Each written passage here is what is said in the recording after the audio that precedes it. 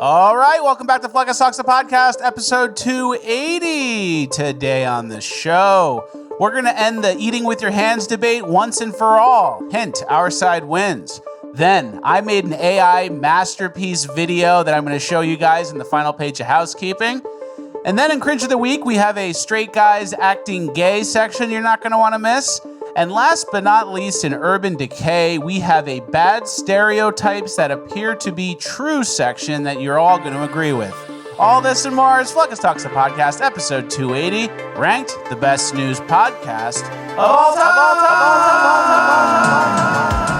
Because words are just words until action actually starts. And actions speak louder than words, but at the same time, words speak louder than actions because sometimes it's the right thing to do. Very cool. Very cool. It's Fleckus Talks, the podcast featuring Richard Rapport.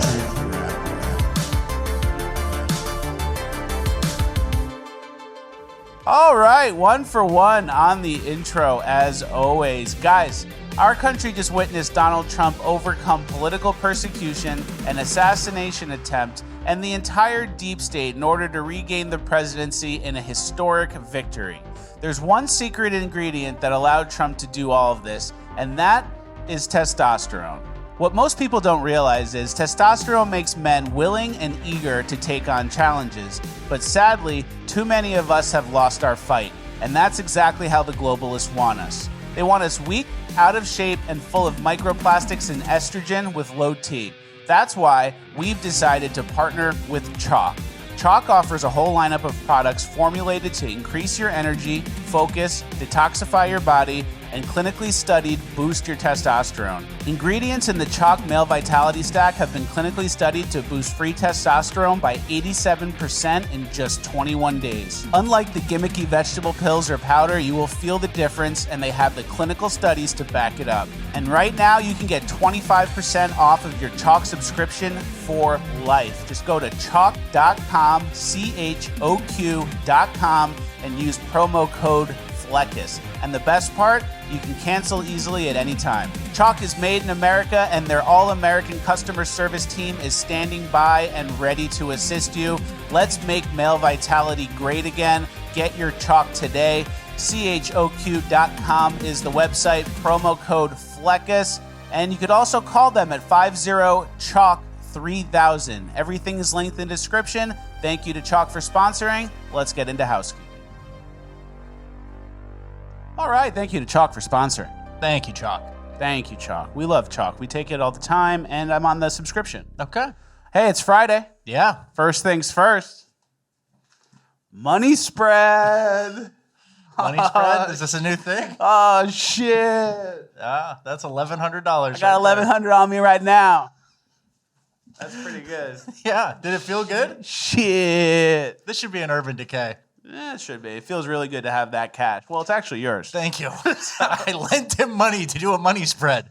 So there you go, buddy. He wanted to do it. I said I was doing it before we filmed, and he said, I want to do it on camera. So there you go, $1,100 money spread. Do you feel good? We doing pretty good over here. We have less than a one-bedroom rent. Yeah, we on the up and up. All right. All right, let's get into the show. Well, I was going to say, speaking of money, we raised money last episode for the, are you going to give an update on that at the housekeeping? We can just do it now. Liam got the money that his family needed to get the procedure done. There you go.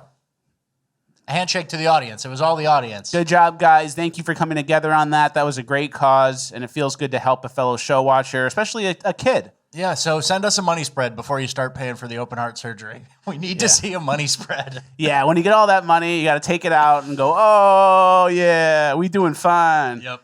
All right, let's get right into the show. Okay. Nothing crazy. It's Friday, so we're going to have the Friday energy, and we have a good show. Yeah, are you having doubts? It doesn't sound like you're that confident. The AI video that I made for Final Page of Housekeeping is some of my best work. Yeah, Fleckus found AI tools. He started subscribing to everything, and this is what he came up with. So stay tuned for that. Stay tuned. It's a lot better than a money spread. They're calling it masterpiece. Hollywood's going out of business because of my video. All right. All right, let's get to some serious news. There was a mass shooting. Yeah? At a military base at Fort Stewart, and the shooter was black. Yeah, and his name is Cornelius with a Q. I didn't know that could happen. Cornelius Radford, 28-year-old Army sergeant. He shot 5 people and no one died. That was the leading indicator. Which is consistent. Yes. Whenever there's a lot of people shot and not a lot of people dead, it's usually a certain type of person letting the thing talk. And this guy, look at his picture. He looks dumb. He doesn't, and that could be construed as racist.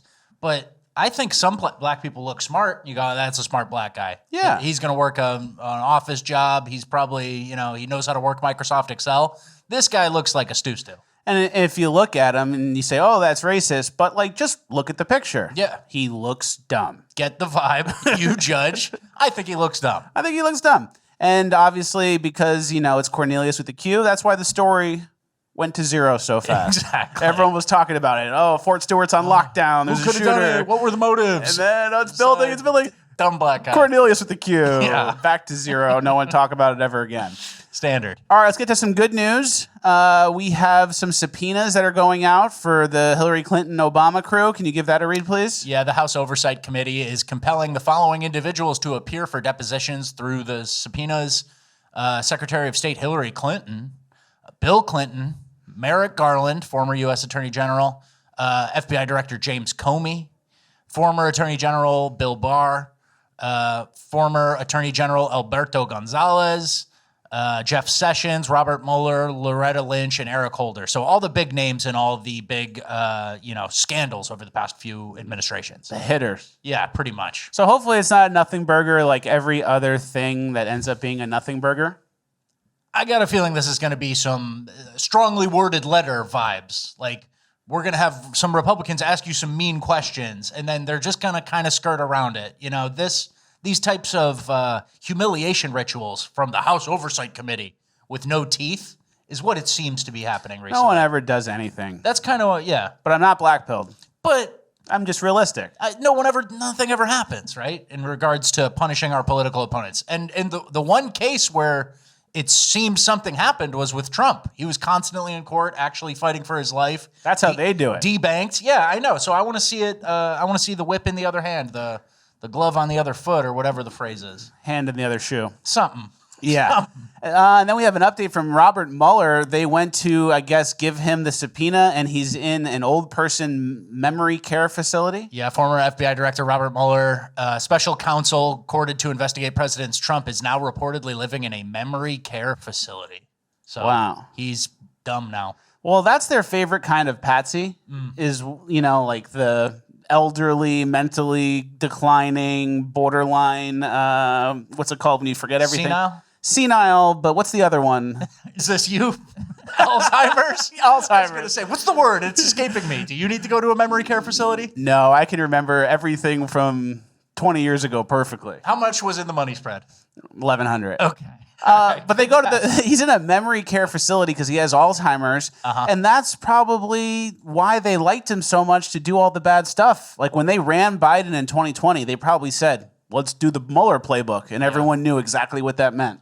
Yeah, and then imagine trying to figure out who did something in the Biden administration that has a Biden auto pen signature on it, and it's like, Mr. Biden, do you recall January 28th, 2023? And he'd go, no.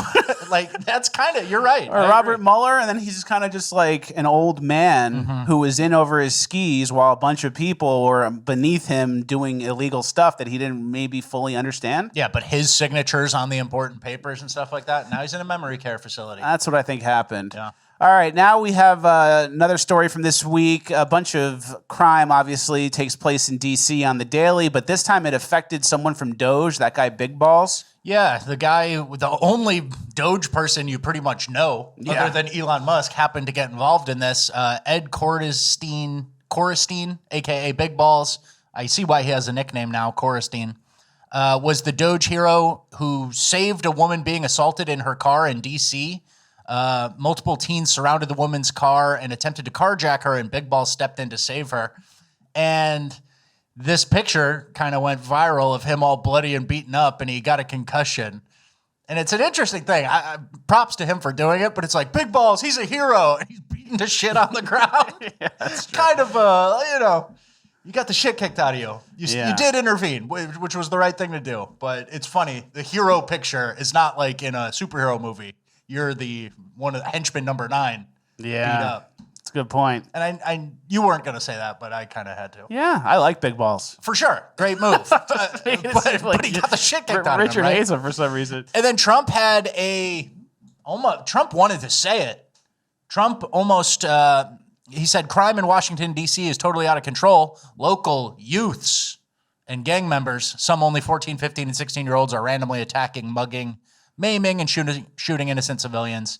I'm not going to read his full statement, but the youths, in quotes. He's alluding to the fatigue. Mm-hmm, exactly. Youths. And a lot of the people, obviously, who do these carjackings, according to the New York Post, minors account for half of DC's carjacking arrests since 2023. Yeah. So including pint-sized perps as young as 12. Mm-hmm. So that's what's going on in DC. No one gets arrested. No one gets in real trouble. Everyone's running around doing whatever they want. And it's actually leading to Trump wanting to federalize D.C. as a whole. Yeah, breaking. President Trump says he is considering taking command of the D.C. Metro Police Department, just picking up the crown from the gutter.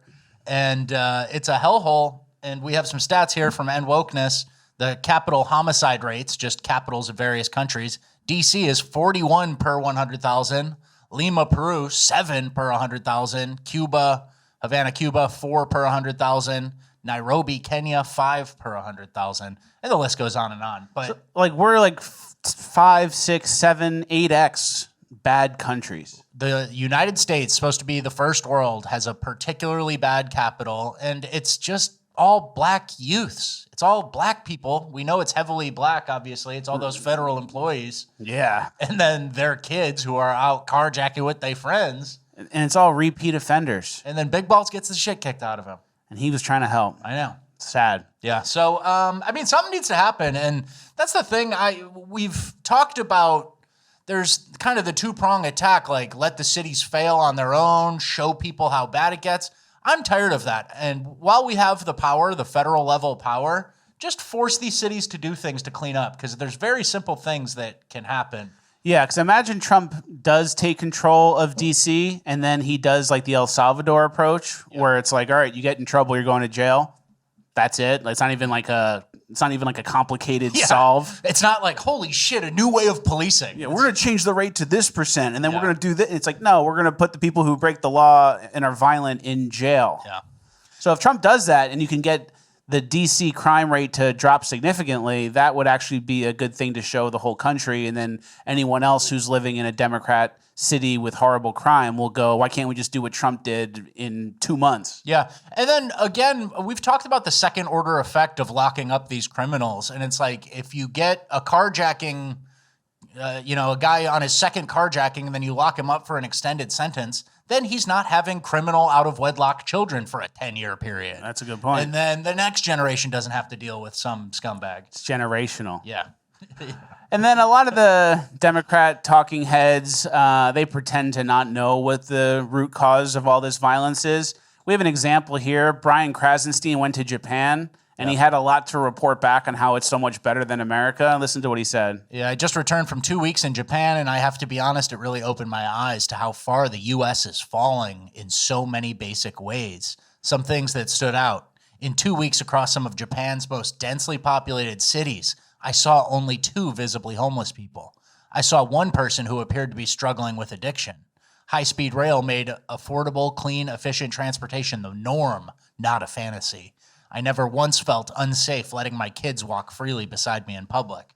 Despite having far fewer public trash cans, Japan's streets had a fraction of the litter. The country's reduced income inequality was visible everywhere, from housing to public services. And he kind of says all these things and pretends to not know why that is. Yeah. And here's a hint. 98% of Japan is Japanese. Yeah, it's a homogenous society that's disciplined in a high IQ group, and they don't let migrants or drug addicts win with their policies, That's the key takeaway. They don't give up Tokyo to street rats. And go, they're just down on their luck. They need some help too. And who should we prioritize for the city? The kids and the teachers and the nice people, or the guy doing heroin right now on the street? Yeah, pretty simple. Yeah, it's very simple. They chose correct, and then you go there and you go, whoa, I got mind blown. My eyes are open. And that's the thing, too. We've talked about this a bunch, is how the decay happens slowly, like across the West Coast cities, and then there's shit on the ground, and there's homeless, and there's tents. It happens slowly, and then people are like, well, this is the only way I've known life. Yeah. I'm 22 years old. Phew, it's always been like this. That's how the cities are. Japan doesn't give needles to people and then decriminalize doing drugs in the open. Yeah.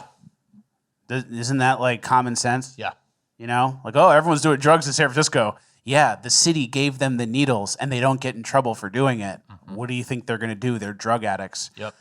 We have an example here of how the 2% are treated in Japan. This guy is rudely talking on the phone on the subway. Excuse me, sir. It's very, how can I say?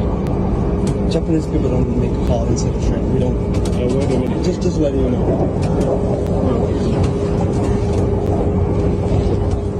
So he doesn't listen, but if someone's talking on the phone, something as simple as that, which is like completely allowed in our society, there's someone's going to come over and go, hey, get off the phone. We don't do that on the subway. It's rude. Mm-hmm. So that's the big difference. Yep. All right, next we have a little bit of a struggling American section. We have a couple examples here of just everyday Americans struggling for different reasons. The first guy is being affected by healthcare premiums. What are you pissed about now? Same thing 2 years in a row. I got a raise. It was awesome. And Blue Cross Blue Shield got word that I got a raise and said, oh, fuck that. I want all the raise plus $217 a month. Insurance premiums are up 91%. So you get a raise, which is good, and then the insurance is like, fuck you. It's like a cake with nuts in it. It's like free pop, and you get up there, and it's fucking Pepsi. I've already talked about that. I get it's it. Syrupy, and it tastes like shit. Yeah, that Pepsi one actually resonates with you. I know that. You go to the store, they go, is Diet Pepsi okay? But basically, But basically, the guy got 2 raises 2 years in a row, and both times his insurance premiums ate away at what should have been a raise for him. More money in his pocket. It just ended up going to his health insurance, right? And it's just another example of our systems working against us. And then how many examples have we shown on the show where illegals are getting free healthcare? Yeah, migrants. And this might not be direct migrants, but hospitals who offer care to migrants and then have to like charge it off because they can't collect on it, or underinsured people. And then they're like, well, we'll just make it up from people who have insurance by kind of charging them more and increasing our costs here and there. This guy who drives the truck got a raise. We'll just take that money. We'll just take that. Oh, you're covered, Juan. You just came over. Bring your niños. Yeah, and so, it's a similar concept to the auto insurance raising. All these uninsured, drunk, Modelo drinking drivers, and then the same thing is happening at the hospital with scale. But you can't really, and the left will be like, you can't connect those two things are completely unrelated. But obviously it's the same hospital that both people go to. Yeah. And they have one P&L. They have one profit, one loss, one revenue number. And how are they going to make it up? They're going to squeeze the productive members of America. So yep. And if there weren't 50 million illegals here, would your health insurance go up, down, or stay the same? What do you guys think? Could be anything. Could be anything. Could be anything. Economists everywhere don't know. Believe it or not, a guy with a PhD has no fucking clue. Yeah, but you ask me, goes down. Yeah. That's the answer. All right, next, this young woman is struggling, and her student loans are causing her big problems. So as it turns out, the student loans that I've been paying $1,500 a month for 2 years have a 17% interest rate. So what I thought I've been paying off for all this time, I'm actually, I owe more than what I started off with. What the fuck? So, Jeff Bezos, this would be a really cool fucking time to Venmo me, bro. I owe $90,000, and I didn't even spend that much on school. Sad. Yes. That's usury. Yes, 17% is predatory. Very predatory. And then what'd you get? a useless degree from some stupid college where you didn't really learn anything. You probably used AI to pass your tests, and you didn't study anything specific, and now you're trying to get a job, but you were sold the idea of, oh, you can't get a job unless you go to college. Yeah. So that's like the big difference. And they really did set you up for debt slavery disguised as financial freedom. Oh, you want to have a life and be a normal person like your parents? You got to go to college. That's going to cost some money, but we'll give you a loan. And then you get out of college, you had a lot of fun. You didn't really pay attention to the loan because you were drinking Wednesday through Sunday, and it was fun. There's a day party, and I'm hungover. Oh, hair of the dog. Here I go again. And no one really pays attention to what anyone's doing, and no one actually learns anything. And then you get out, and it was a trap the whole time. Yeah, and I am not blaming this girl. I think this is a story that repeats itself over and over for everybody. And unless you have a super specific degree, like, oh, I'm going into mechanical engineering, and I know there's an XYZ job at the end of this.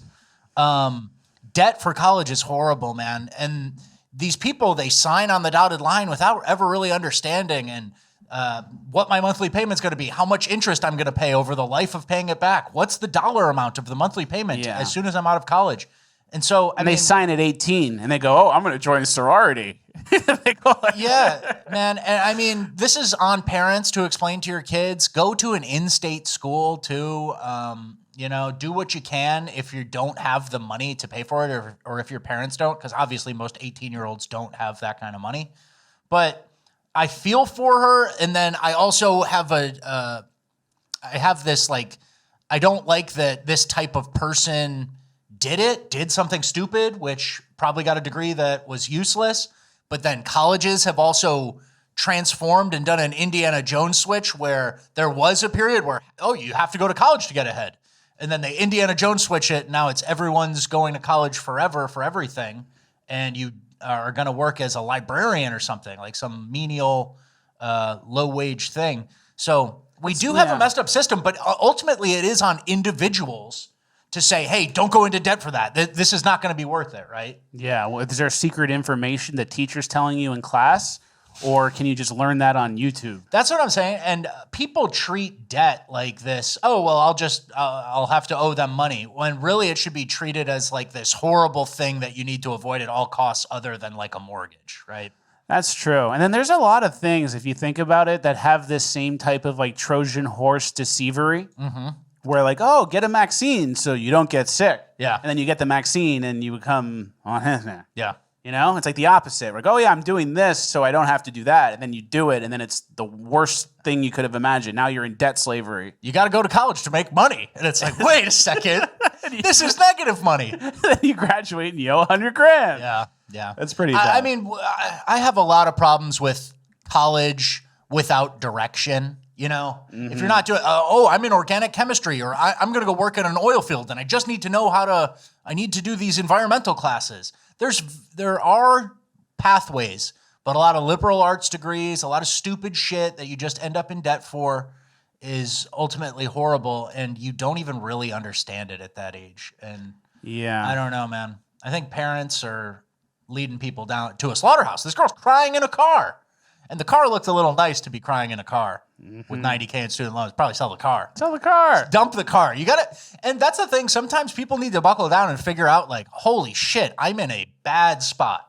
I need to go all out. If you're paying the minimum on a 17% interest rate, you're fucked. You need to like be sacrificing. And the 4 years of partying, I think, was enough to make up for sacrificing now. And it sucks, but when you sign that thing before your freshman year, you're like, oh, 4 years, like that'll never come. Exactly. And now you're like 2 years out and you're like, what? I know. All right. We have a last piece of our struggling people section. This is actually kind of good news. Not for struggling people, but for the people who pay for the struggling people. Us. Yeah. Money spreaders. Can you give that a read, please? Yeah. RFK Jr. announces new waivers banning soda, candy, and other junk food from food stamp eligibility. The quote says, SNAP is a supplemental nutrition program meant to provide health food benefits to low-income families.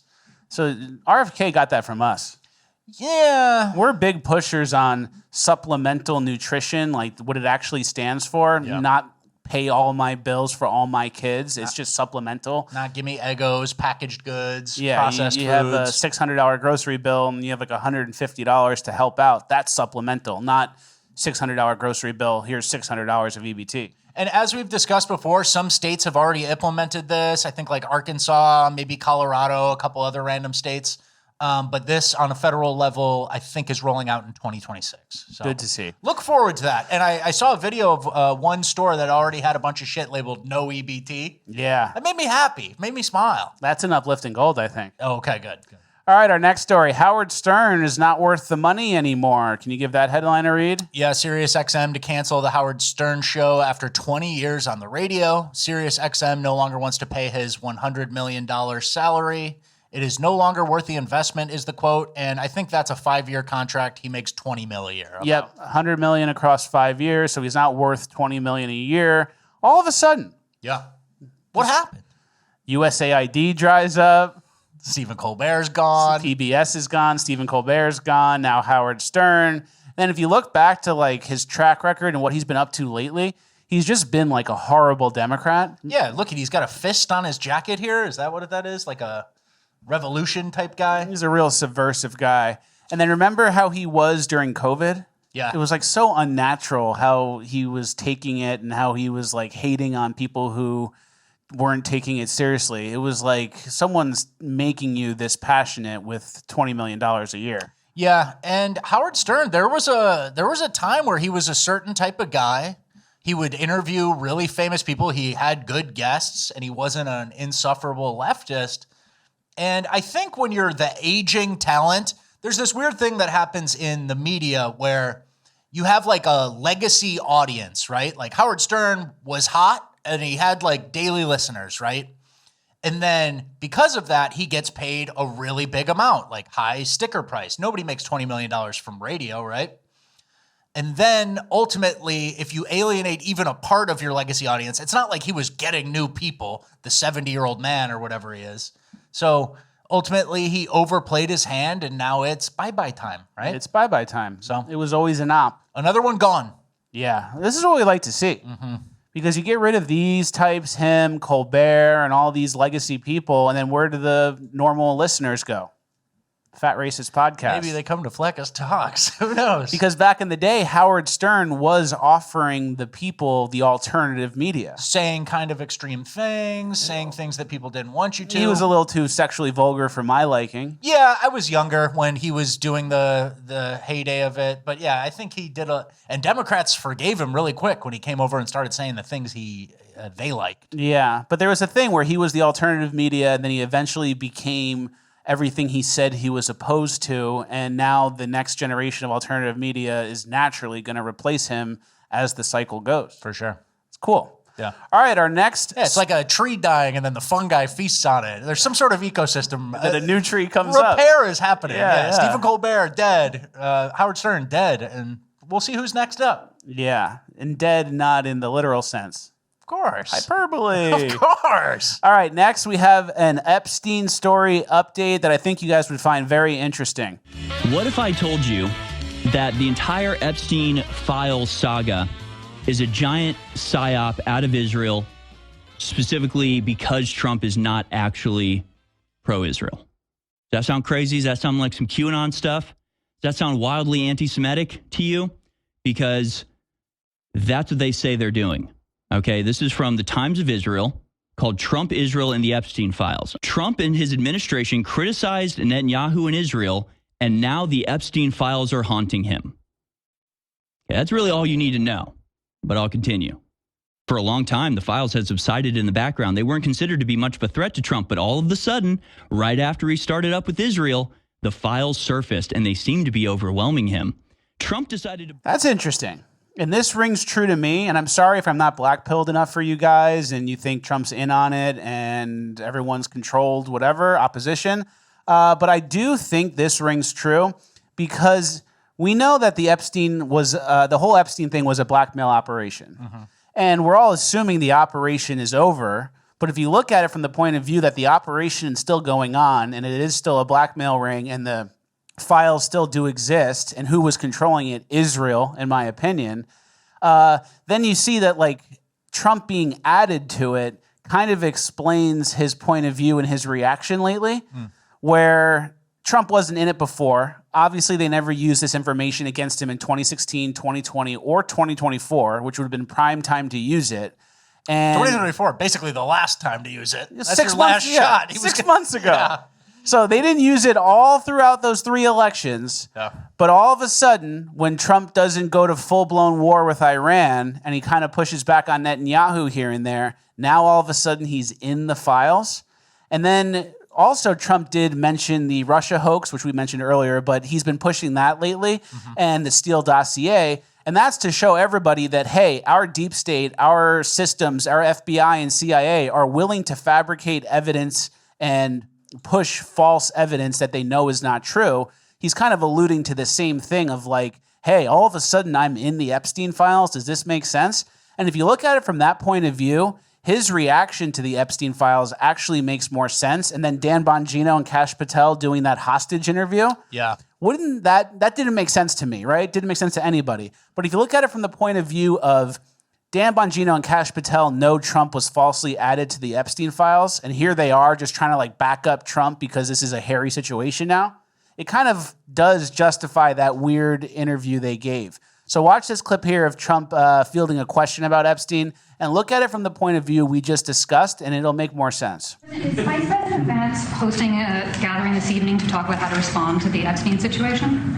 Is he working on what? Is he hosting some kind of gathering of top advisors this evening to talk about how to respond to the Epstein situation? I don't know. I could ask you that question. I don't know of it, but I think here's the man right here. I saw a report today, and it's completely fake news. We're not meeting to talk about the Epstein situation, and I think the reporter who reported it needs to get better sources.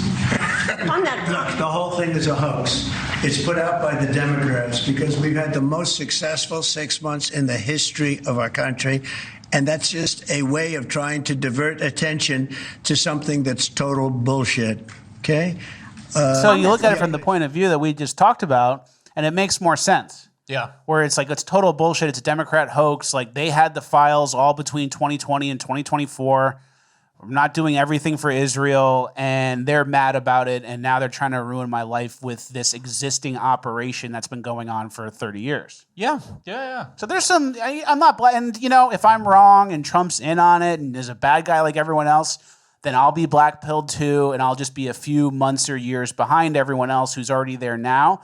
But I'm not there yet, and I'm still optimistic. And obviously, if you get into power, the unravel all ties with Israel button doesn't exist. Yeah. You don't just go in and go, all right, no more Israel involvement in our country. That takes a long time. And if you really wanted to get to that goal of unraveling the how much Israel is influencing our country, it would take a lot of years, and you'd have to play it cool at first. Like, oh, everything's fine. Yeah, a couple billion a year, whatever you guys need. Oh, October 7th, that was bad. But you have to, in the back of your mind, be like strategizing on how to get them out of our government and out of the influence. And you can't really do that day one by pressing the button. Yeah. So that's kind of how I see it. No, I get that. And it's an I'm interesting optimistic. perspective. And then there's just a certain percentage of the right who are taking this to say, fuck this, of course. Yeah, without we're much fucked. critical thought. Trump's in on it. We're fucked. It's Yeah. like, all right, go live in the woods. Yeah, it's And if you're right, I'm 18 months behind you. yeah, I'm coming soon. I'm coming to If the you're woods right, soon. I'm coming. But until then, I'm just giving some optimistic. leeway. I'm just hoping that there is a chance Trump does a bunch of good stuff, and in the meantime, but you know, you can't be too black-pilled. And we trust Trump. We like Trump. We put him in there. Remember where we were a year ago? Remember they shot him? Remember how close they were to getting what they wanted? That was Israel too.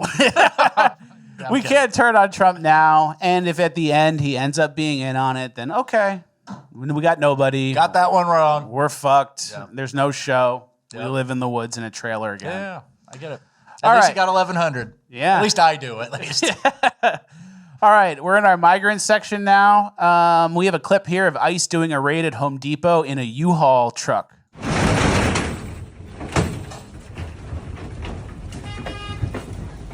Everyone scatters. That's good to see. Yeah, it was a Penske truck. Penske truck. Yeah. And I like this because a lot of people are not going to be showing up to Home Depot and loitering looking for work. And then if they're not working and they're not making money, and then they're more likely to self-deport. So those self-deport numbers will keep going up.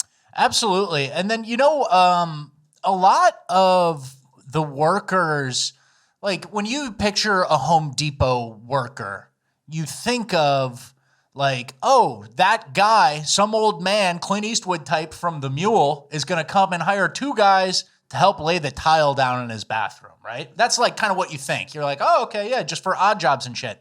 When in reality, it's like a Hispanic citizen or a Hispanic, guy with some sort of residency comes in and he's like a contractor. He bids a job knowing he's going to go get day laborers from Home Depot. So he bids a job at like a mediocre price, but then he gets his labor for the cheapest possible price. And then his entire business is based on exploiting the spread between illegal immigrants who hang out at Home Depot and the homeowner. And so that guy makes his money on basically human trafficking. Yeah. Basically bringing random Mexicans to come into your house and work on something that he quoted you at, right? It's so So true. it's not like, I just go down and I can have them do the rocks in my backyard. It's like people are making a business out of this. That's a good point. Yeah. And then with raids like this, there's obviously going to be a decline in people showing up to Home Depot for work, like we said. And bigger picture, when you extrapolate that out, it's going to lead to a decline in remittances, which is money being sent from here back to people's home countries. And we have a U.S.-Mexico remittance payment graph. Yeah. Cash sent home by Mexicans craters 16.2% in June as more immigrants leave the U.S. workforce. And you see, since Trump got into office, it is a straight line down on U.S. to Mexico remittance payments. Good. Yeah. So that's uplifting. That's money that leaves our economy completely. And it goes to Mexico. And they operate in U.S. dollars for certain transactions. And it never comes back. So when you pay an American to do something, he goes and spends the money that you gave him at a local shop. He buys a baseball bat for his son. When you're getting a general contractor who just exploited a Home Depot parking lot full of people, that money goes back to Mexico and is hanging around in the slums there. Quesadillas, piñatas. Oh, yeah. What else? The fruit with the spices on it. Yeah, tajin. They like that shit. We don't need to spend our money on that. None of that helps the economy. All right, next we have Stephen Miller on Fox News talking about the census and how it was used to kind of rig the elections. Chicago, New York, Massachusetts. Democrats have gerrymandered the vote beyond recognition to try to maintain their advantage in the House elections. On top of that, let's not forget, Democrats rigged the 2020 census by including illegal aliens. Remember, they sued Donald Trump. They sued the administration. They fought tooth and nail to include illegal aliens in the census. 20 to 30 of House Democrat seats wouldn't exist but for illegal aliens. Texas is... There's the key takeaway. Yeah, so we've obviously been talking a lot about gerrymandering the past couple episodes, and they're NOS boosters.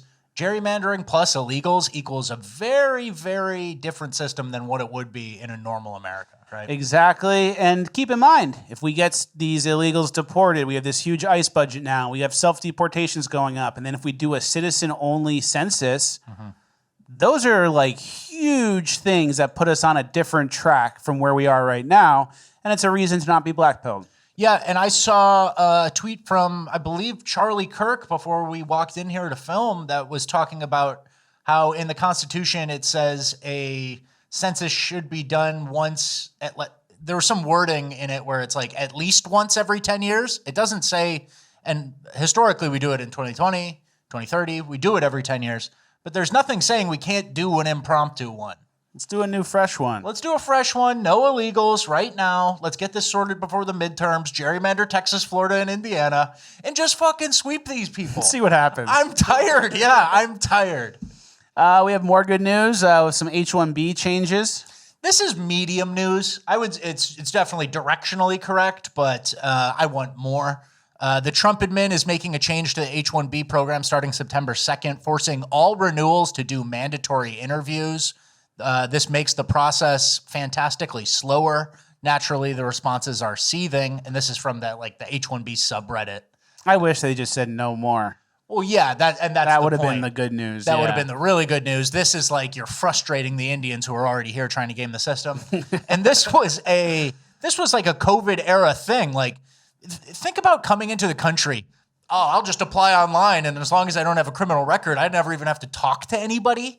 You don't have to go face to face with an American to become an American or to live here for an extended amount of time and work at like Microsoft or whatever company. That's very true. Like, you should have to sit across the table from someone. And this is our version of the immigration courts. Like, yeah, you got a court date in 2029 when Joe Biden was letting the migrant crisis happen. Ours is like, yeah, we'll get around to interviewing you, I think. Yeah, soon. You're H-1B for a while. You're not a permanent citizen of any type. Very true. And then we have people freaking out and getting mad. Yeah, there's just some comments. It's only going to get worse from here. The plan is to force people to leave or torture them with problems at every step.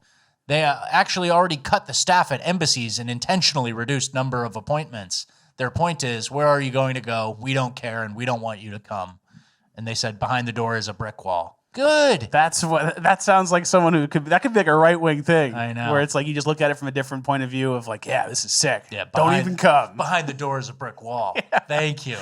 We're on the same page. Yeah. Next, we have a clip from a Minnesota mayor.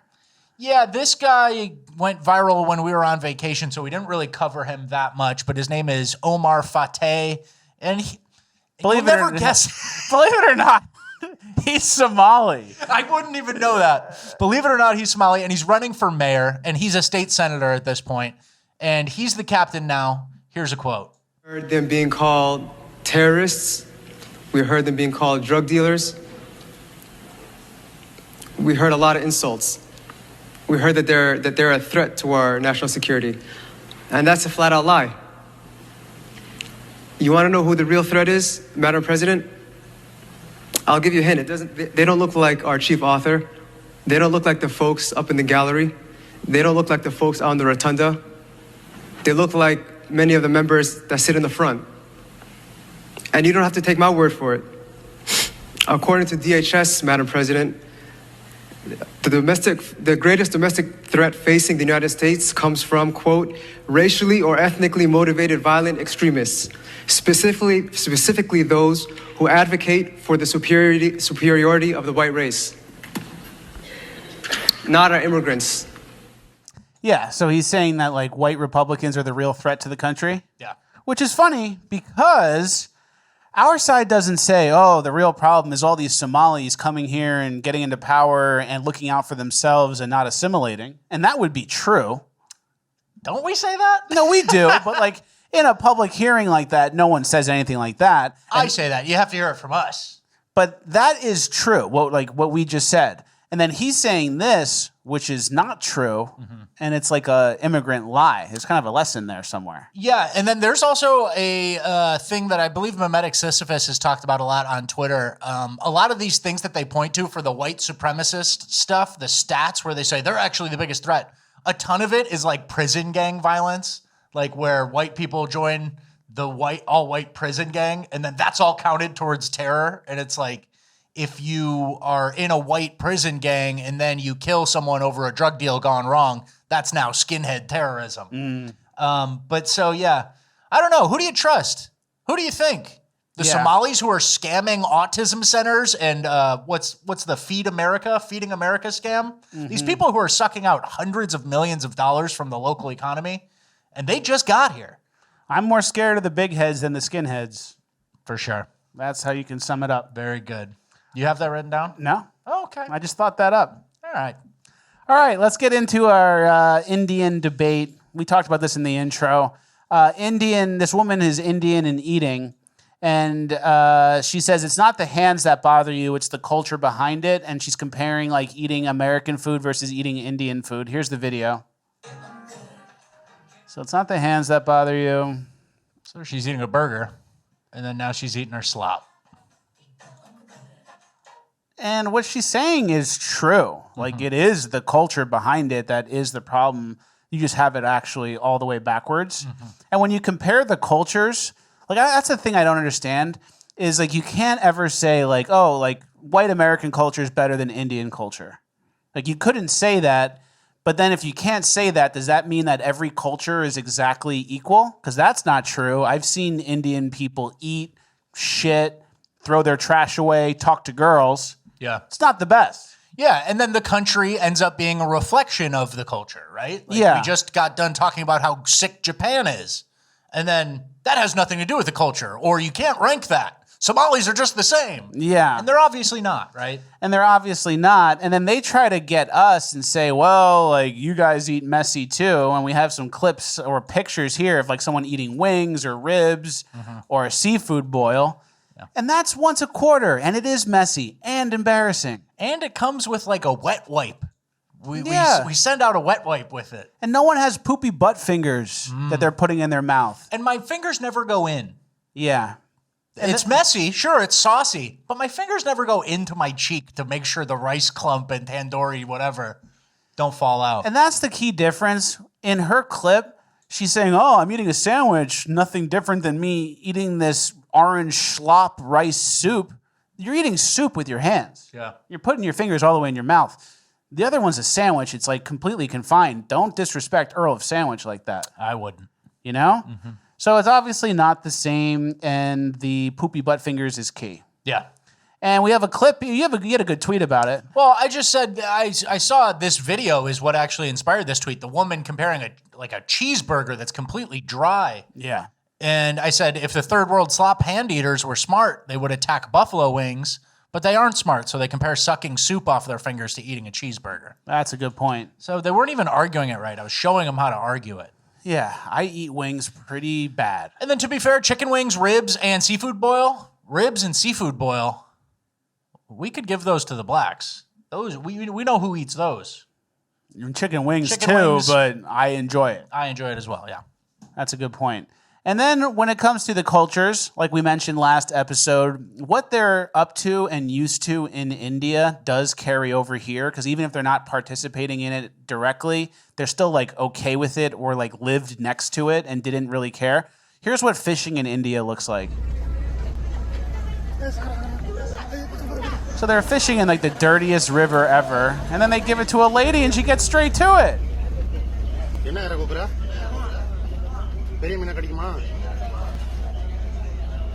You see that? They caught a fish, gave it to the lady, and she started biting it. She's like biting the barbs off a catfish. What is she biting?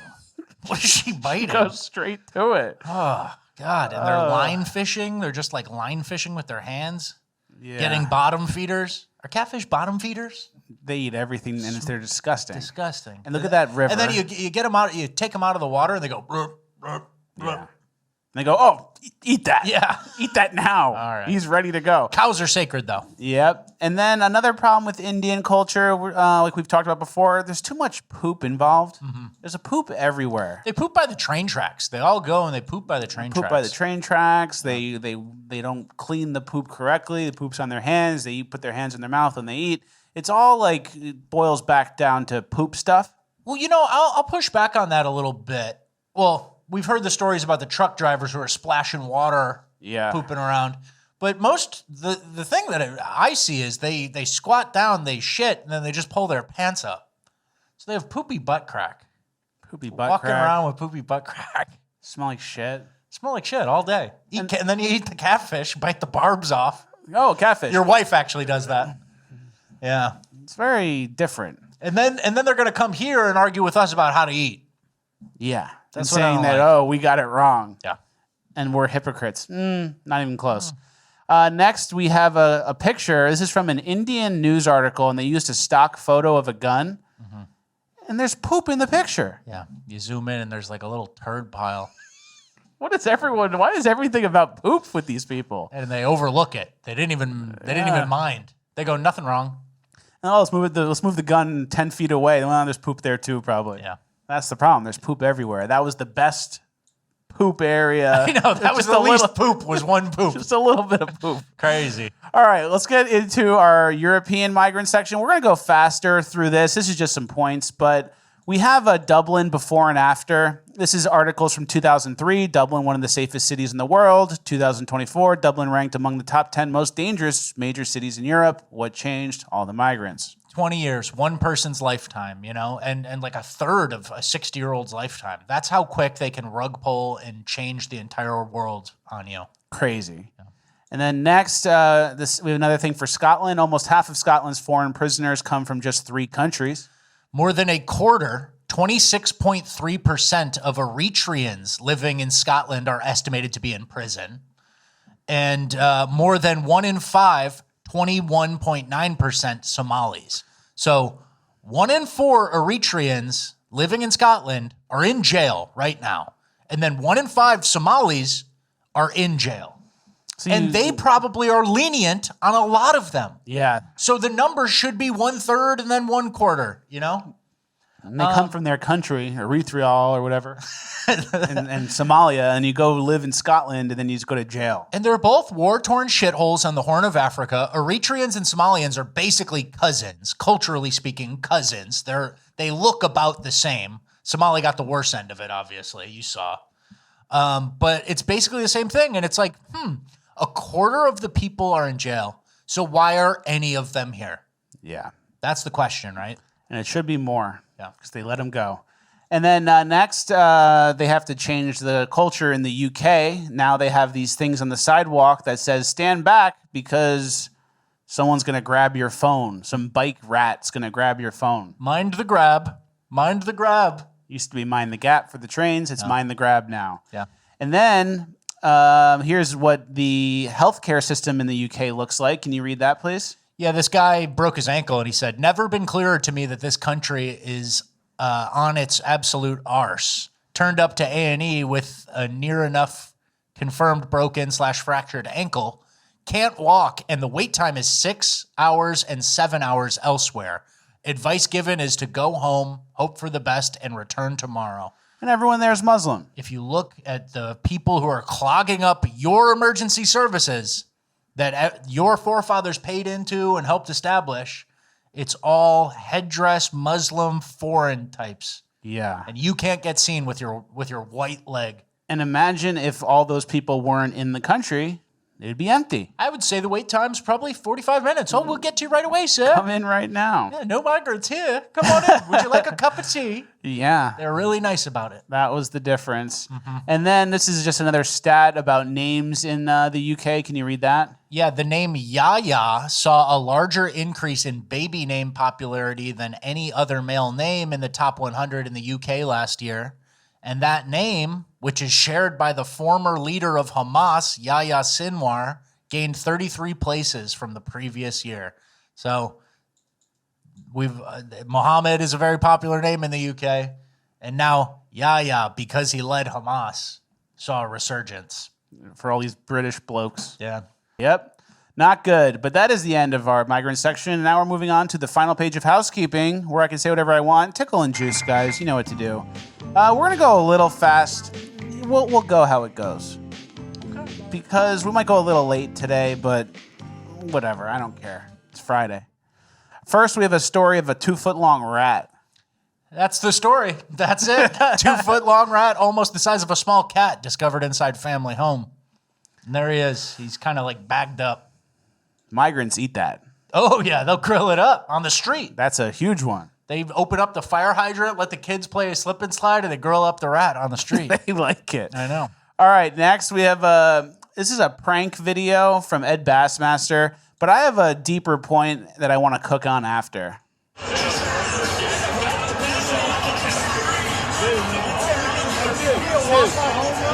the cigarette out, man. You're not supposed to be smoking in here, man. Put the cigarette out. We don't work here, boss. I'm outside. So it's Ed Bassmaster. He does pranks. He's a really funny guy. But why am I bringing this up? There's a deeper point I want to make, and I'm going to extrapolate a little bit. I've been watching Mindhunter again on Netflix. Again? You ever see it before? I saw it before, and I'm watching it again. And it's about FBI agents. It takes place in the 70s. And what I noticed was everyone's ripping cigs. Of course. We're constantly ripping cigs. They're on an airplane, and they're ripping cigs. Everyone's ripping cigs constantly. And when they made that illegal, I think that could have sparked woke. Because imagine smoking on an airplane now. Mm-hmm. It would be insane. They divert the plane, they land it. If you smoke a vape in the bathroom, they like emergency land the plane, you get dragged out by air marshals, right? Yeah, I don't know if they emergency land. If you smoked a cigarette, they would emergency land. Maybe. You know, it would be like, oh my God, you won't believe what happened. It would be news. Yeah. But They'd back force then, you to put it out, I think. But back then, you sat there, you didn't even ask the guy next to you, and you just lit up and smoked a cigarette on the airplane. And back then, people were tougher.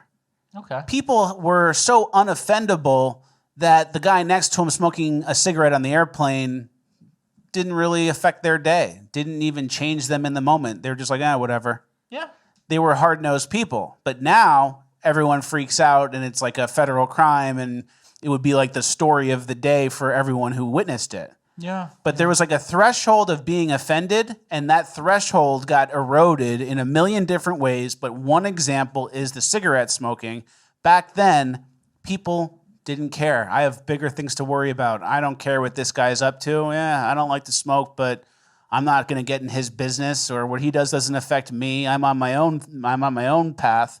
And now it's gotten to the point where if you smoked a cigarette in the airplane, you make people freak out. Yeah, they're going to wrestle you down. You know? Mm-hmm. So there's just something there to show how offendable people became. Yeah. I get it. If you did it today, everyone goes crazy. All right, we have an old Tucker clip. We recently learned, or we knew, but we've been talking about recently how Tucker's dad was in the CIA. Everyone knew that. People are hinting that Tucker could be in the CIA as well. When he did that interview with Putin, the first thing Putin said was, oh yeah, I heard you applied to the CIA. It's too bad they didn't accept you. And it was kind of like a tongue-in-cheek, kind of like shot at Tucker, like you better keep it 100. I know you're in the CIA. Maybe, maybe not. But here we have Tucker talking about the trips he used to take with his dad, who was in the CIA. So I'm out of material, as we say. You took a pretty well-publicized trip with your father. Was it about a year and a half ago? How long has it been? Since we were in Pakistan? The two of you together?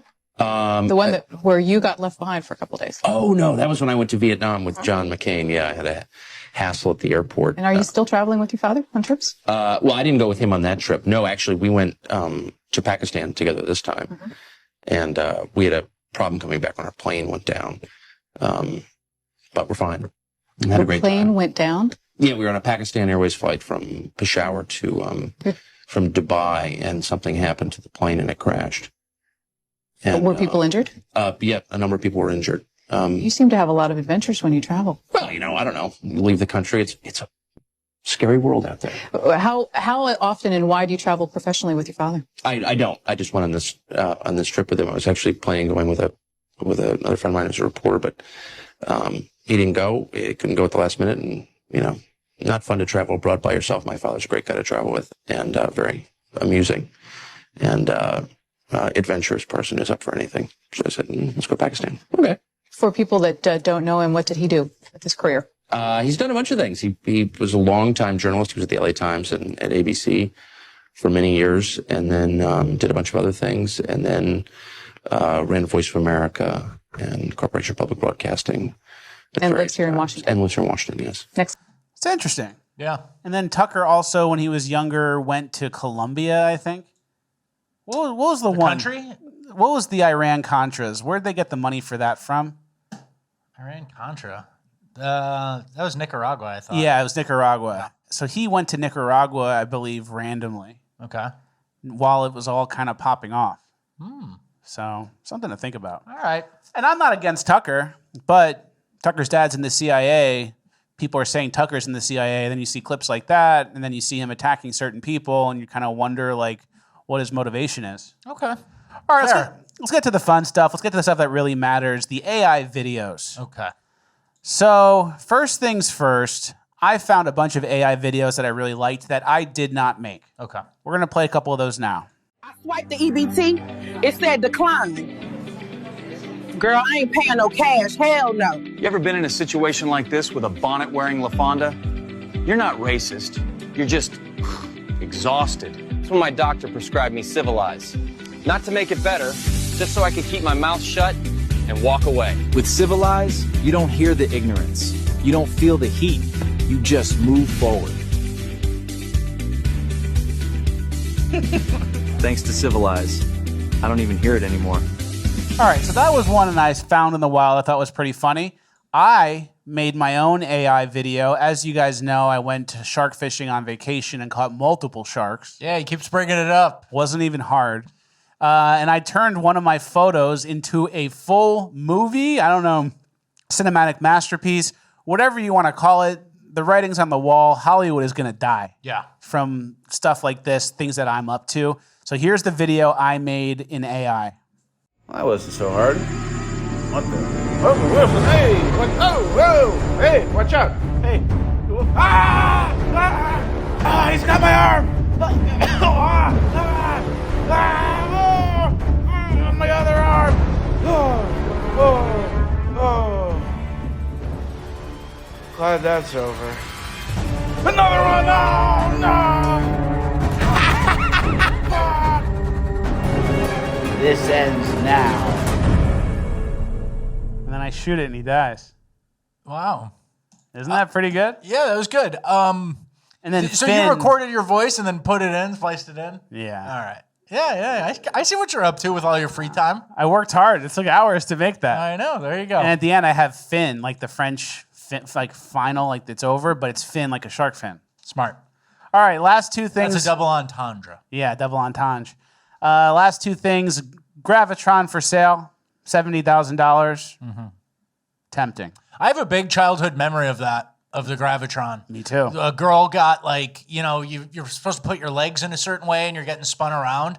And a little girl did the thing wrong. And I'm like having a good time. And then there was a slightly older kid with the girl.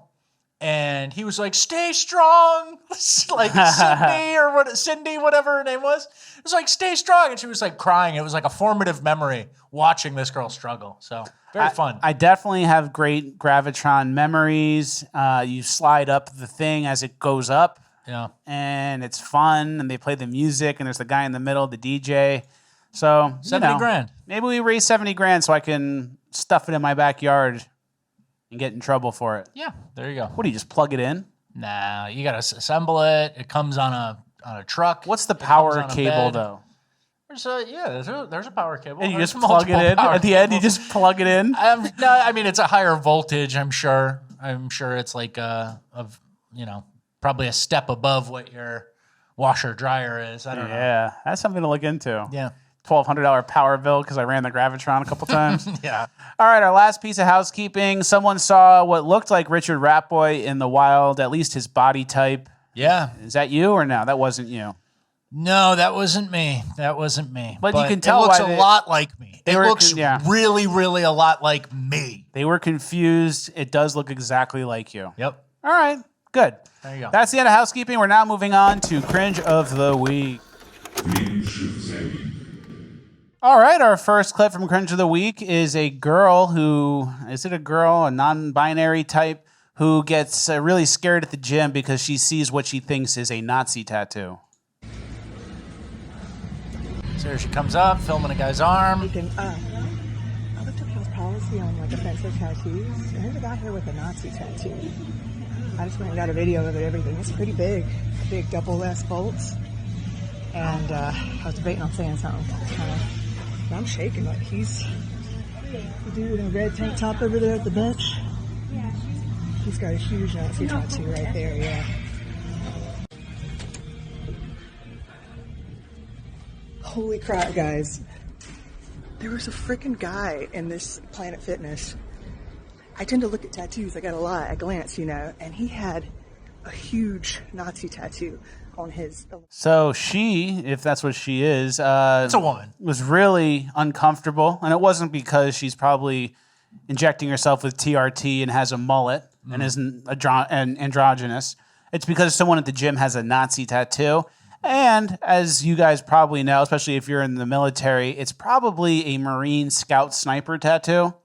We have the logo here, the Marine Scout Snipers, USMC Scout Snipers, and it is the same looking SS, so that's more likely what it was.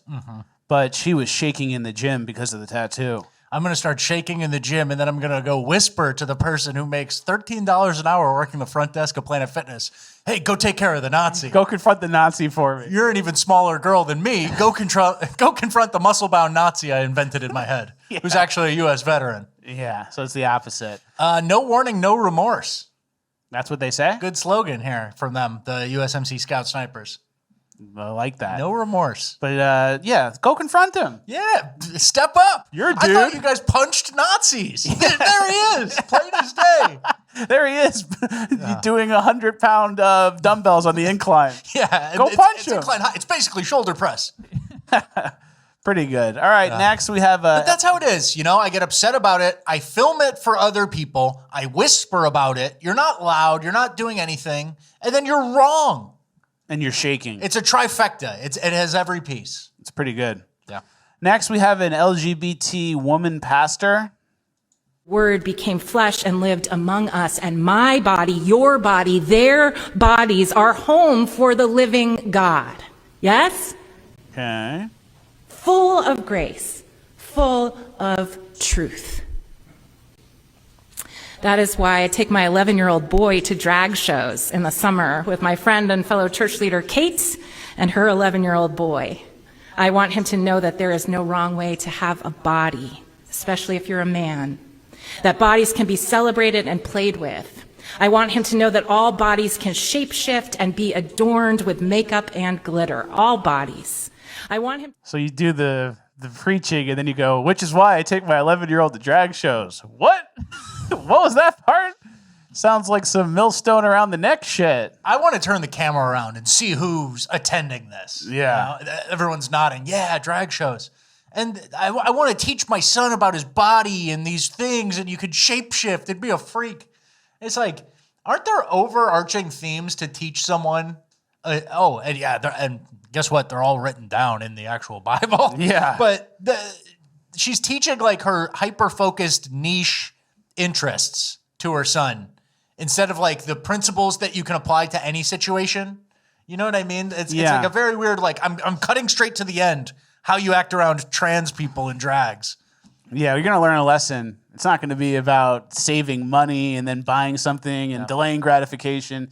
It's going to be about drag queens at some sort of drag show. Yeah. And there is... which I just happen to be interested in. Yeah. It's like a mechanic preacher who comes out and he's like, so that's why we need to take care of our transmissions. He's just focused on everything that he likes. Oil change every 5,000, not 7, as they say. Amen. Yeah.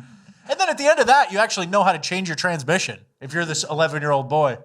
Yeah. So at least it's something useful. Well, at least he knows how to hang out at a drag show. Yeah. Imagine spending all the time on something completely useless. You know, that's the sad part. And that's what we were talking about, the college debt earlier. You spend all the time, all the money, and then, turns out it was nothing. It's useless. Next, well, we do have a scripture here from 1 Timothy 4:1. Can you read that, please? The Spirit clearly says that in later times, some will abandon the faith and follow deceiving spirits and things taught by demons.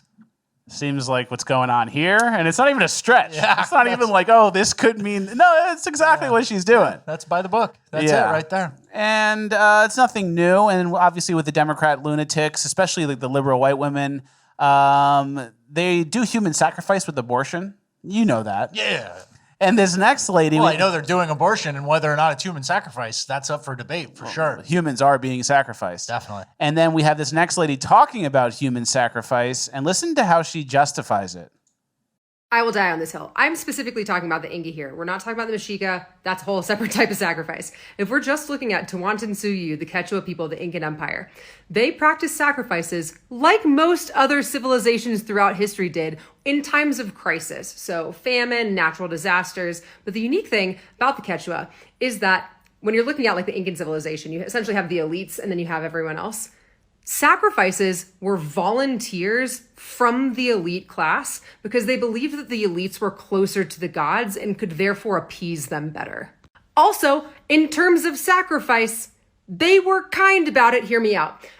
Because unlike the Mexica, when you're like ripping out a still beating heart out of someone's chest, the Inca would intentionally use coca leaves and would use chicha and would drug up the sacrifice and then leave them on a mountain a cold, chilly mountain to be exposed to the elements.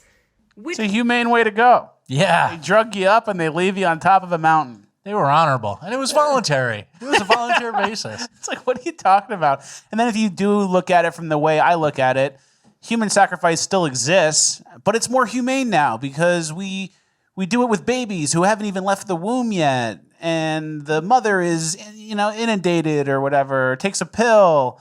And it's like the same same sort of justification for like the most innocent and most vulnerable. But they do it before they're even born. It's a better way. It's like the same thing as the Incans and the other stupid group. Yeah, and it just reminds you and me, like, think about who progressives are defending and, like, the list of the types of people whose side they argue for. Stupid progressives, like, the human sacrificers, I'll just argue for them as a side project, as a hobby. It wasn't that bad. They were volunteered. Death row inmates, drug addicts out on the street. There's all repeat offenders. Yeah, all the lowest of the low, they will go out of their way to defend for no reason. Irredeemable types. And they go, well, someone's got to argue for them. It's like, no, this isn't debate club. You don't need to have these opinions. And then European colonizers were the bad guys because they interrupted all the stuff that the other guys had going on here. And that's why we say backwards and upside down. So true. This lady must like nuclear bomb. I was going to say, the war is going on forever. It's a fast way to go. You kind of just get turned to dust. I was going to say, what's her student loan balance? She's talking about the type of shit, like she got an indigenous studies degree. Yeah, she's a PhD. She's a doctor. And she's this shit. fucked. Yeah. She is. All right, our next piece of cringe. This is something I put together. It's not the strongest section, but there is a theme, and I want everyone to watch. It's straight people who just look gay. Okay. So first we have a guy who has a great experience where he's seeing an orca, but look how he kind of acts gay about it. Oh my God!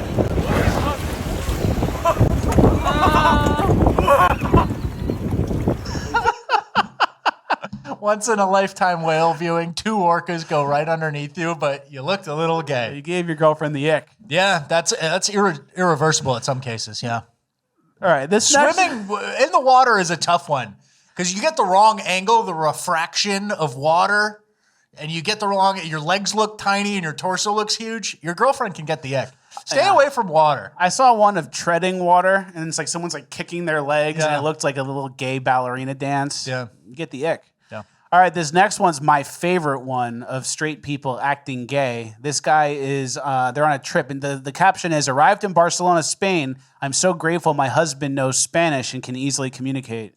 Hace mucho tiempo para mí para ir aquí para visitar y me encanta mucho a España porque es un lugar muy bonito. Hay muchas cosas para hacer, playas muy bonitas, comida deliciosa y muchas cosas para hacer. Entonces estoy muy emocionado para traer a mi esposa conmigo aquí a España.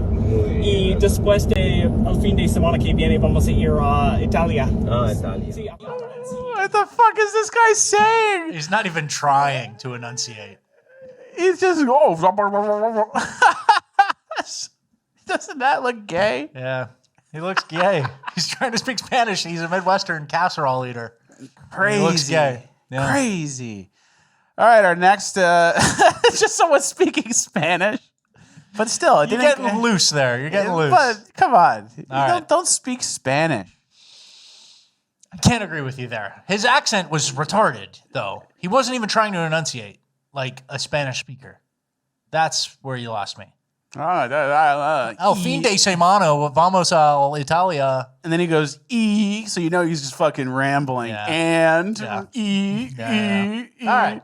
Let's move on. Our last piece, this guy is a quarterback at TCU, Texas Christian University. Josh Hoover is the first ever collegiate athlete to come out as a furry, per sources. Pictures were shown of him dressing up in a fursuit at a Fort Worth convention. And he says, can confirm this is me. I'm not saying that last thing. I don't even know what it is. I think they say ooh, ooh. And they're like, and then they do this. So he's a straight guy who's furry. I don't think furries are straight. I think they're on some getting... It's a sex thing. Yeah, it's a sex thing. But I looked at his profile, and he has a Bible verse in his caption. Is this really him? Do we know this? Are we slandering? Maybe he's trolling. College quarterback? Yeah. I hope not. And he looked like a nice young Christian man based on his Instagram. And he looked like he could have even been like a show watcher type. So I'm not going to jump and make fun of him. Okay. But if it was, it would be a straight guy looking gay. Okay. All right. All right. Well, that's the end of Cringe. We're now moving on to Urban Decay. All right, for Urban Decay, our first segment within Urban Decay is the bad stereotype section, where it's basically black people doing things that others would say are stereotypically black people things. Okay. And it's not helping their cause or argument for, hey, that's a stereotype. All right. So first is a one-on-one fight against a white guy, and look how it ends. So they're going one-on-one. Everything seems to be a normal fight so far. Gets him. And then his boys come in and finish him off. And now it's a 5-on-1 and you have to run away, which is what we talked about before. Yeah. You know? Oh, yeah, kick him while he's down. That's gangster. You know? Yeah. Bad for the stereotype. There's no way to win because you get knocked out, they jump in. If you beat up that guy, they jump in. It's going to be a 3-on-1 no matter what. Yeah. Pick your battles. You shouldn't even be out in the street hanging out near these types of people. Yep. Next, we have a clip from an apartment complex, or maybe it's an office facility with offices, but things escalate and shooting starts.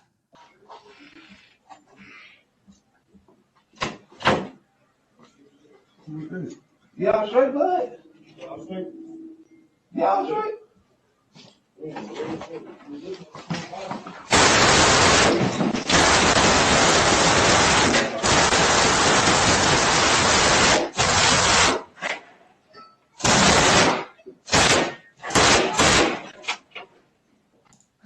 So nothing really happened. Okay. They said, oh, you straight? You straight? Oh, you straight? And then a gun comes out, and then shots are fired in the entire complex through the walls. If you're an innocent bystander or in the room next door, you're now involved in this, and they're shooting guns through the whole building. Okay. Not great for the stereotypes. For sure. Next. Firing blindly. They're just kind of shooting through drywall, too. Flimsy doors, like that cheap door. You know the feel of those cheap doors in a bad hallway like that. And it goes through like 5 walls. Like if you shoot and miss, it's going to go all the way through the building. Yeah. And hopefully no one else is there. Next, we have an off-duty cop, this woman from Houston PD, who gets really emotional and pulls her gun off-duty. Brenda, so you gonna Play with me. Give me the motherfucking the phone right there. Put it in my motherfucking hand. Here, man. So you gonna shoot me over there? Over your sister hitting me in my face? Fuck like me. You sorry. Hey, wait till they lock your ass up in October. I already know y'all already planned it. Y'all already set it up. Yes. I already know. So she brings her personal beefs to the job.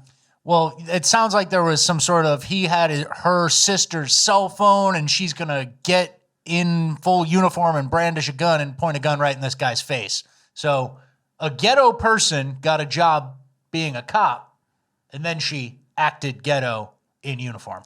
Believe it or not. I thought she left that at home. I thought she was above that. So that's someone who's on the police force. Yeah. And that's how she behaves. And she's using her uniform and gun to intimidate people. Mm-hmm. Not good. And then we actually do have a little update from the NYPD. We have what appears to be an uplifting headline, but it actually is not uplifting, and we'll tell you why. Yeah, largest NYPD graduating class since 2016 takes stage at Madison Square Garden as the force reverses recruiting woes. Quote, a blessing to our city. A blessing to our city. This sounds great. A huge class of new cadets or whatever. Yep. The police force is going to be okay. Who are the people? A whopping 965 new NYPD cops filled into Madison Square Garden on Wednesday for a confetti-filled police academy graduation. The class is the largest since 2016, with more than a quarter of its grads, who will soon protect and serve, are born outside the United States.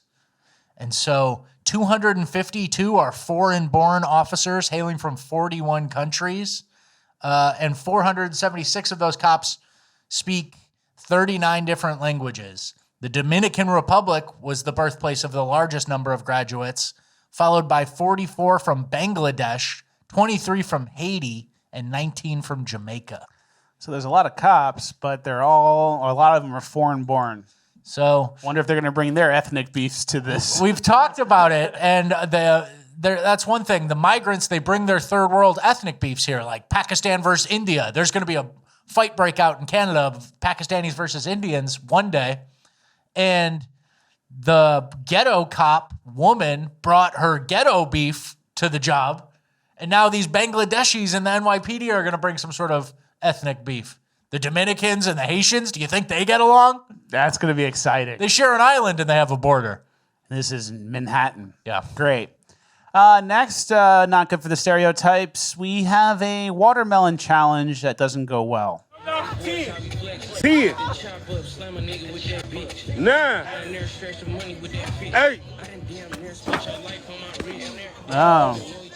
Turns out getting hit in the head with a watermelon knocks you out. I knew that. The watermelon challenge. This is some of the CIA's best work. I knew that before they even did it. Yeah, of course. That this is going to knock her out. Didn't we see a pedophile get hit by a pumpkin? Yeah. And it knocked him out? Yeah. That's same. You hit your head on the concrete, too. There's no preparation here. Ground fruits and vegetables are pretty hard. Yeah. Next, not good for the stereotypes, a freak out in Red Lobster. You got all my power, baby. You got all my cards. I'm going like me. But I'm going to say what the fuck I got to say. Yeah, who want what? Who want what? Everybody want a problem? Who want a problem? Who want to fight though? Bitch, shut up. I'll go walk out. I'm finna walk out. Shut the fuck up, bitch. Quit talking to me, bitch. Well, what's up? Well, what's up? Shit. Bitch, I pay my money, bitch. Bitch. And I'm going to get my food, bitch. And I'm going to walk before I walk out, bitch. All right, we get it, but we talked about this. It's the seafood boils at Red Lobster. Bringing in a certain type of clientele. And you see him grab his plastic bag of his remaining seafood boil and, bitch, who want to fight? Yeah, you're freaking out in Red Lobster. Not good for stereotypes. Mm-hmm. You're eating a seafood boil at Red Lobster. Not good for stereotypes. I actually wanted to applaud the black community a little bit. I expected a lot more out of Red Lobster and the seafood boils. I expected a lot more Urban Decay. This is the first one we've seen. Obviously, shame on him, but maybe it's time to say good job to the black community. Yeah, maybe they're on better behavior. I'm hoping. Here's to hoping. Yeah. All right, our next clip, this guy does like a social media thing where he says, if your kid can do 10 push-ups, I'll buy whatever you want for 30 seconds. And here's how it goes. Hey, excuse me. If your son could do 10 push-ups right now, I'll buy him all the food he wants in 30 seconds. 9, 10. That's it. You did it. If you have 30 seconds, grab everything you want. Go. What are you going to buy? Watermelon? 10 seconds left. Come on. You got 5 seconds. Run. Grab it. Just throw it in. All right, time's up. You know, not the craziest clip, but watermelon and bananas? Yeah. You could have, if you were going to do the stereotypes and not care, you would have gone straight to the crab legs. Yeah. Loaded up. Said all the crab legs. You know, I'll never make fun of black people for liking watermelon. Watermelon's delicious.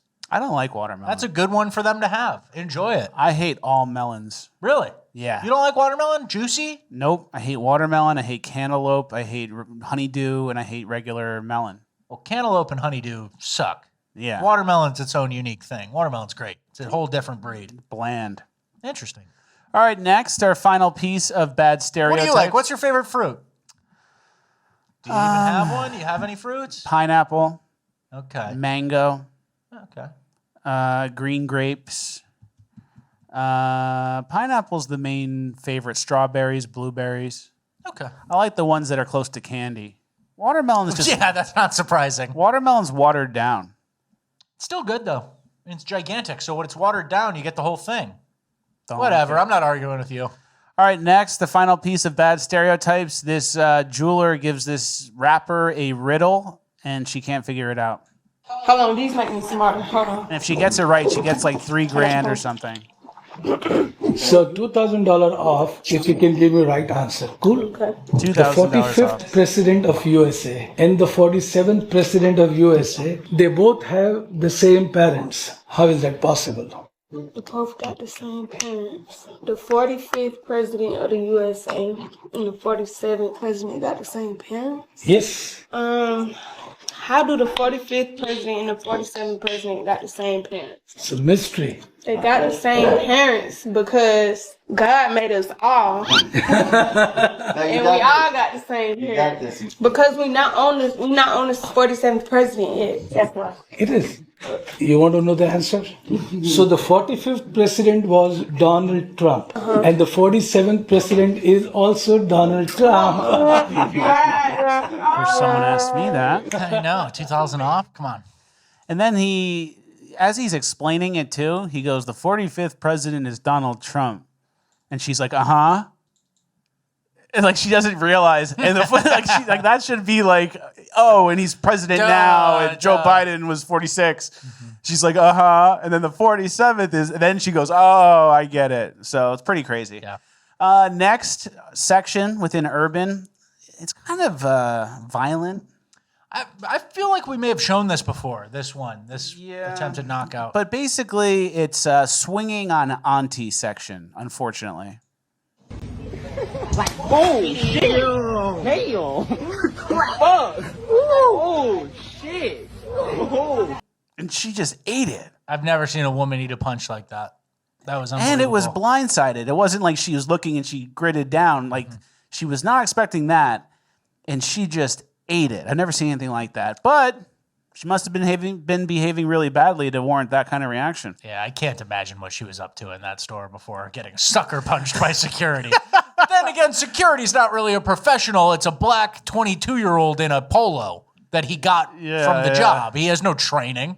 Yeah, it's true. So maybe they're both at fault. Maybe. But I imagine she was up to no good.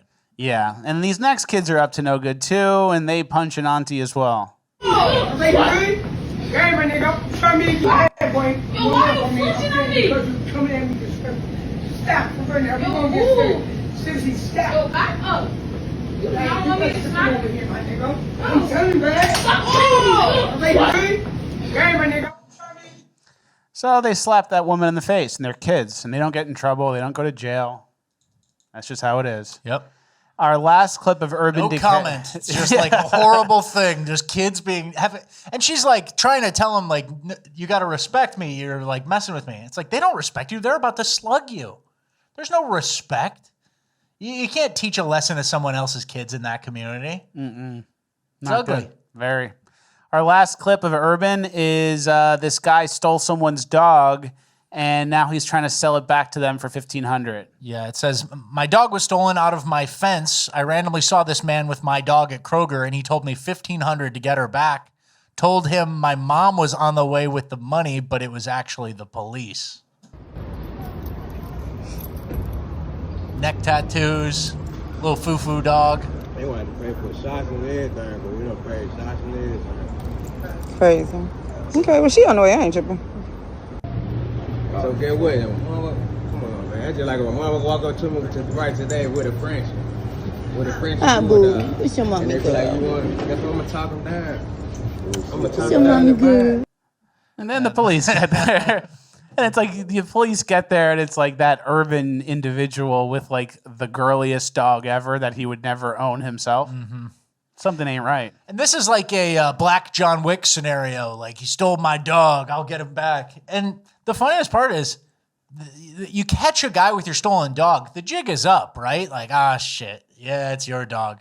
The attempting to blackmail someone after the crime, assuming they won't call the cops, it's such like hood logic. Yeah. Like, you don't even think like, oh, I'm caught red-handed. The police could get involved. It's like, $1,500. Yeah. That's my come up. I'm going to do a money spread with that. That's so good. So, well, retarded shit. Very retarded. Don't get too down or too depressed. Moving on to Uplifting Gold. And we have real uplifting stuff. All right, our first clip of Uplifting Gold is this gigantic bird.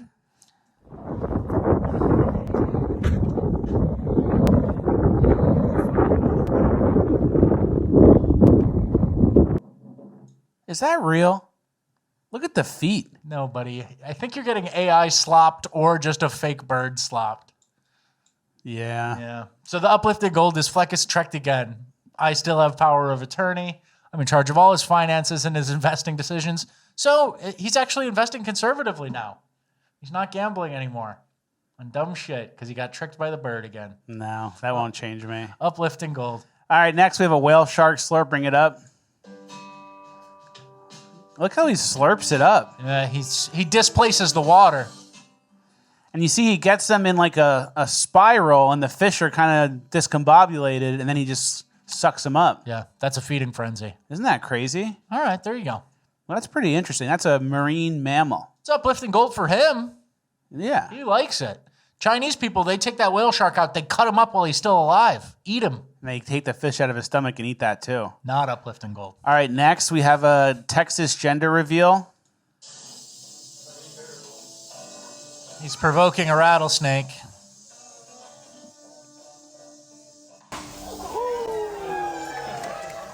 It's a girl. It's a girl. And if you had missed that, you would have had a single mom. Yep. All right, next we have... Gender reveals. That one's at least creative. Yeah, they go too far, though. Can't you just say it? Isn't revealing it the fun part? Yeah. You know what I mean? You don't need an elaborate way. You're already going to see either pink or blue. Yeah. You don't need to make a whole thing out of it, right? I agree. Next, there's a homemade water slide. Our parents' generation never did that. No. There was nothing like that. The closest they did would be social like... media. It's social mediaization. Yeah. Because back then, all they did would be like, oh, we're not going to find out until the birthday. Mm-hmm. And then that was their gender reveal surprise aspect. Yeah. They weren't doing it like this. Not even close. You know, they used to have people, social media, we were talking about student debt and stuff. Social media makes people do like, oh, a big baby shower with all these decorations and shit. You know, our parents' generation, baby shower is probably like, there are a couple of friends and like a disposable camera or like, a camera that wasn't really that good. Yeah. Here's a picture from it. It says like 1989 on the back. And no one needs to one-up the other one from Facebook. Yeah. So true. All right. All right, next, they built a homemade water slide, and it went really well. Here he goes. It's barely wet. He's going to jump from the second level. Watermelon challenged. And now you're dead in the water. The lifeless body flowing into the water. That's very fun for me to watch. I like that kind of stuff. It's uplifting. All right, next, this is uplifting. This guy made a Mad Max giant truck. Looks like Rat Boy driving.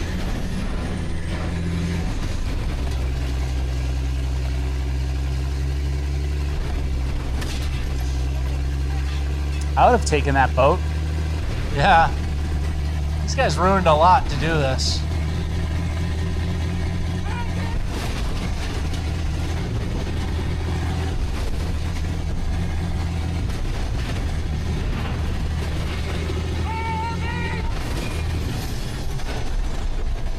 All right. That was kind of cool. Was there something that came through on the second thing?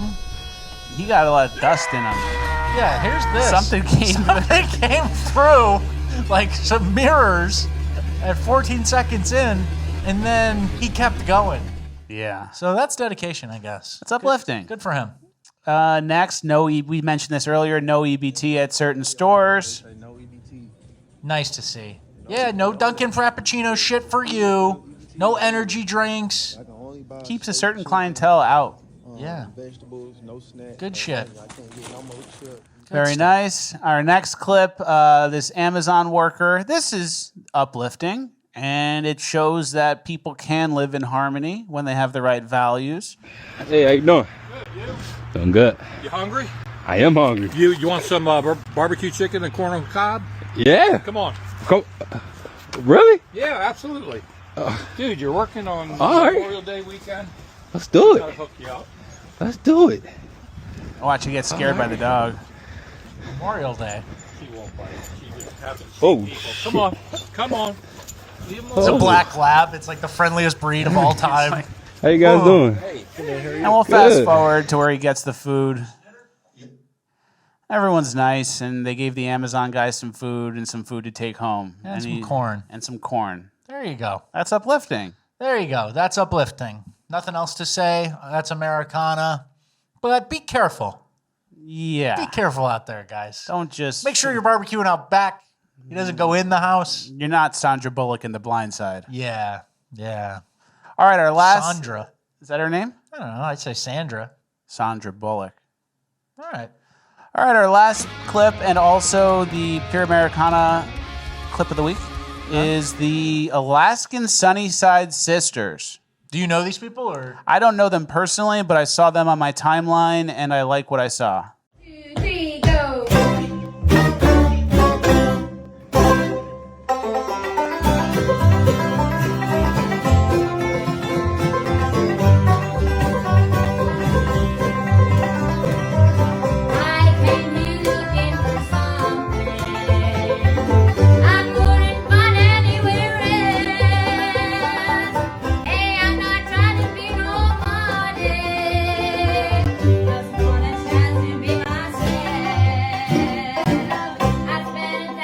Isn't that nice? That is nice. See the girl on the left? I like the girl in the back, the little one. She's got kind of a dumb smile on her face. She's just happy to be involved. She's the youngest. She made it. Good enough. I like the one on the left. Now that's a guitar. Yeah. That's a stolen joke. Yeah. All right, well, that's the end of the episode. No shout-outs. Taking a break from shout-outs. Hope you guys enjoyed. Another Fleckus Talks in the books. If you're still watching at this point and you want 30 minutes extra show, FleckusTalks.com is the website. We're doing a 30-minute bonus land right now. And remember, if you just sign up for Bonus Land, I follow you back on the social media of your choice. And also, you can arrange the show and schedule it in a way where you get the show 4 days a week. You can watch the show on Tuesday and watch the Bonus Land on Wednesday. You can watch the show on Friday and then the Bonus Land on Saturday. Or you can carry it over to the next week. You can do Monday, Tuesday, Thursday, Friday. You can get the show many different ways, and you have a full schedule of the show. There you go. Feels good. So sign up there. Enjoy, it helps us. And enjoy your weekend, and we'll see you on Tuesday.